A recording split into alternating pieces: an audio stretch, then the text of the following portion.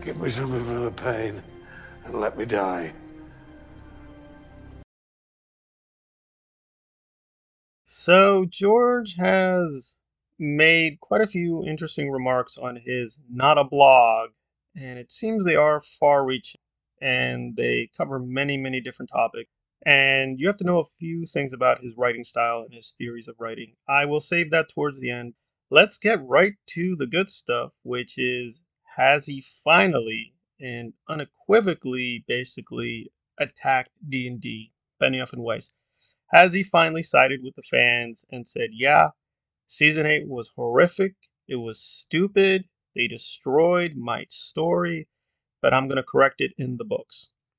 And the answer is a little bit of both. It does seem he did take more than a few shots at Benioff and Weiss and what they did. The context is a little fuzzy. So what did he say and did he not say? Let's get to the book stuff, which is a lot, but I think in the essentials for the book fans, it's not much, but it's this, that we're going to get a ton of new characters. Again, not very much, but that's interesting.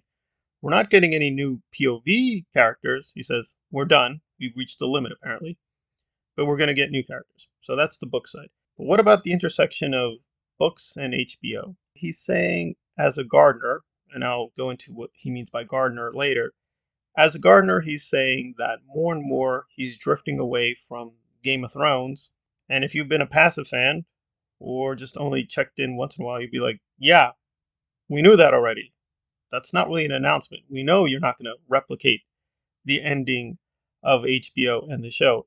The thing is, I'm not a passive, and as a George Martin expert, I got to tell you, this is a bit of a shift because before he did say that the endings would basically be the same for most of the major players. The ending you got in the show is what you would be getting in the books, but now he's saying, no, more and more, in fact, I will not be doing what they did on the show. In fact, it's going to be very, very different. And he even confirms that a lot of the people that survived season 8 will not be surviving A Song of Ice and Fire. And some of the people who were killed off in the show will not be killed off in the books. That's pretty interesting. Now, it could still be just a bureaucratic update of where he is with Winds of Winter, which, again, you have a lot of these dumb YouTube videos saying he'll never finish, attacking the fans by not finishing. No, it seems clear that he has made progress. I was actually going to do a video on this, which Preston has done a lot of good research that he's definitely got hundreds and hundreds of pages done. The question would be how he's structuring it. Even the worst happens, he dies tomorrow. The book, in probably most of its form, is going to come out, so don't worry. It's coming, but the real question is about the final book. In terms of the main matter, he does specifically say, rather emphatically, this is not my character. And he's speaking specifically of Yara and Asha. Interestingly, I was actually working on a video on that in particular, as well as Euron. I wasn't going to do anything on Euron per se, but it is interesting. He is confirming in very stark ways that, yeah, the Euron they had on the show, which was a good performance. The actor was fine. It was a very committed performance, was very radically different from what he wrote. People should not expect a replication of the show in the books. Again, this seems all very obvious if you followed the books, but now he's saying it very emphatically that tons and tons of characters never used on the show will be used, and things that they never really continued with, like the Quaithe prophecy that was sort of teased in the show but then dropped. We're continuing that with Winds of Winter. One vantage point, he isn't saying anything, but from another vantage point, it does seem like he's emphatically stating the books are the books.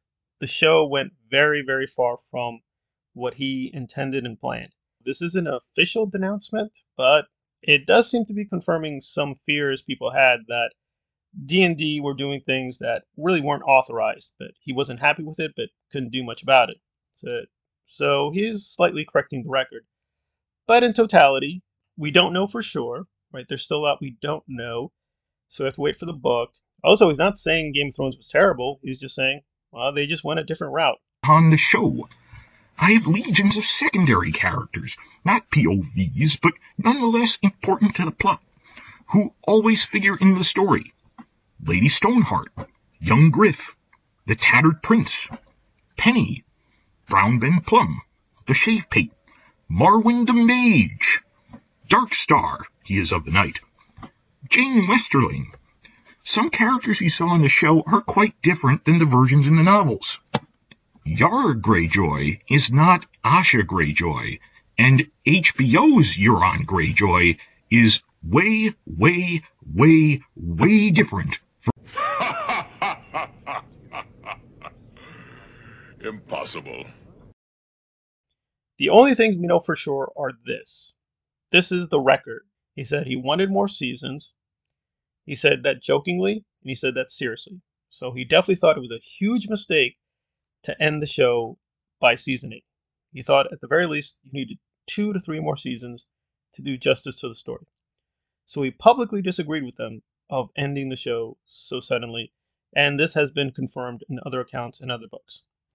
So that's the only thing we know for sure. But what does he think of D&D personally? I don't think we know, but YouTubers like Dragon Demands have been very vicious, and I think well justified in hating Benioff and Weiss. They've speculated that George hates them too, and has been holding back, so he's using this as verification of his, frankly, conspiracy theories. I don't want to say that he's a good YouTuber, but I think he goes too far sometimes. I don't think there's enough here yet to say he does hate them. All we know is they aren't friends, they're just business associates. So we're going to let him speak and forward that position. Allegedly defeated Ramsay. The camera zoomed in on her as the music swelled. And then season 8, I am disgusted and humiliated by the people saying, no, it worked out for Sansa, she's powerful in the end, she became a queen. What? They randomly said, she asked her brother for permission to be a queen, and she said yes. This isn't narrative agency. And I am waiting for the major writers of the world, the Stephen Kings and Diana Gabaldons, who are friends with Martin, to, at San Diego Comic-Con panels, call this out as this is bad writing. This makes no sense.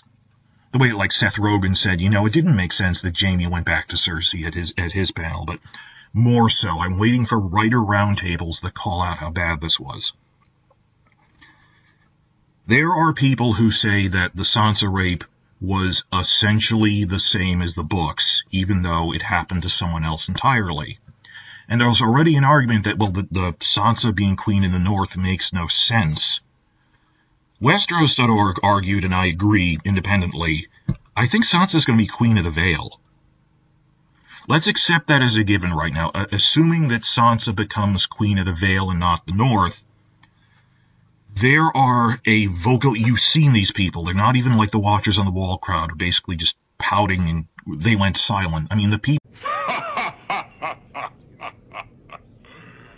Impossible. So I think, again, he has basic credibility, he does good research, but I don't know, maybe it is a very subtle jab, but it just seems, it is mostly a book update. Because he's talking about the gardening, so let me explain that real quick. Essentially, George divides people into architects and gardeners if you're a writer. And architects plan everything. They have this whole structure laid out. It's very pristine and very precise. But gardeners work from the ground up. They're very localized. They may begin with an idea but then abandon it. They may swerve. They may change and adapt. And he considers himself more a gardener and that things changed with the telling of the story. But he's also said publicly that he would not change certain things once they're embedded, even if people guess the ending. He's not being entirely consistent, but there we are. So, Dragon Demands takes this as vindication of his long campaign. I want to share his enthusiasm, but I think we've been down this road before where George says one thing, but then he does a double cross and says something else. So, we'll have to wait and see. This is really more impactful for the book readers, but he is definitely now saying, yeah, the show went one way, my books are going another way, and more they're going in a different direction. But we'll have to wait and see if he sticks to this position or is going to tell us something different in a couple months. I don't know, is this a final vindication for people who criticize Season 8? We're going to have to wait and see, but this is where we stand so far.